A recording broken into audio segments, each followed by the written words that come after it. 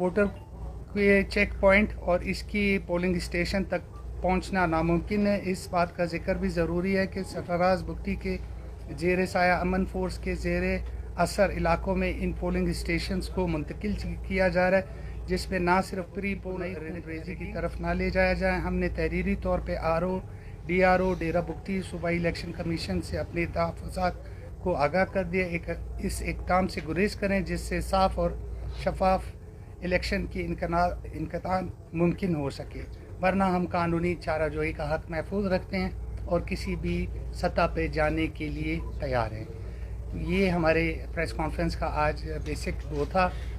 उसमें अब जो सवालात हैं अगर कोई करना चाहे तो आप। रहीम, हमारे भाई राजेश कोहली ने बताया, जहाँ तक ये फ़ोन में इस वजह से पढ़ रहे थे कि हमारे यहाँ से फ़ोटो स्टेट के लिए गया था कि आप तमाम दोस्तों को दे सकें, मगर वो आगे ये जवाद साहब अभी आए हैं तो देर हो गई थी ट्रैफिक की वजह से।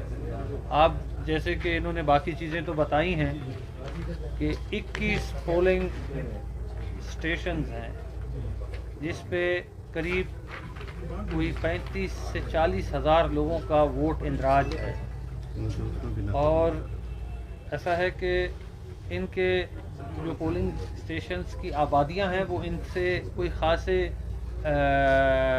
वक्फे पे नहीं हैं, तो बआसानी ज़ईफ़ुल उमर लोग, ख़वातीन तमाम अपने कीमती वोट का इस्तेमाल करते हैं।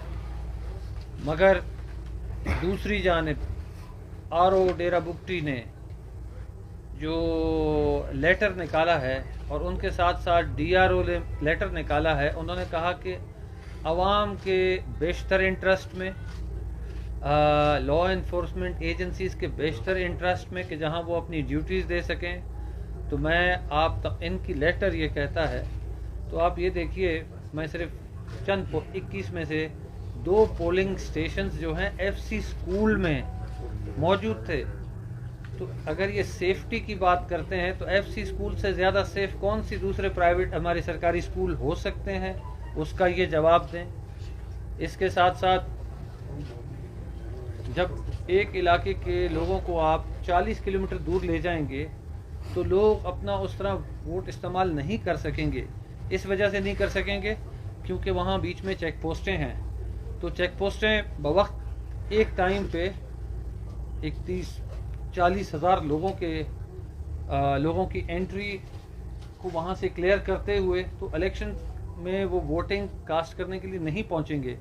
तो हमारे नज़दीक इस तरह की रिगिंग, प्री पोल रिगिंग को जिनकी कोशिशें की जा रही हैं उससे गुरेज किया जाए और आवाम को अपने नुमाइंदगान को उनकी चुनाव करने का हक होना चाहिए। अगर तो इलेक्शन है तो जो हम कह रहे हैं वैसे है, अगर सिलेक्शन है तो बराए करम RO साहब बता दें कि जनाबे वाला आप लोग इलेक्शन में हिस्सा न लें, हमने फ़लाने आदमी को लाना है। फिर ये क्या, कोई नहीं निकलेगा। अपनी जगह RO जो हैं डब्बे भर के रिज़ल्ट अनाउंस कर दें, हमें उस पर भी कोई एतराज़ नहीं है। इलेक्शन है तो इलेक्शन की तरह हो, सिलेक्शन की तरह ना हो, ये बात थी।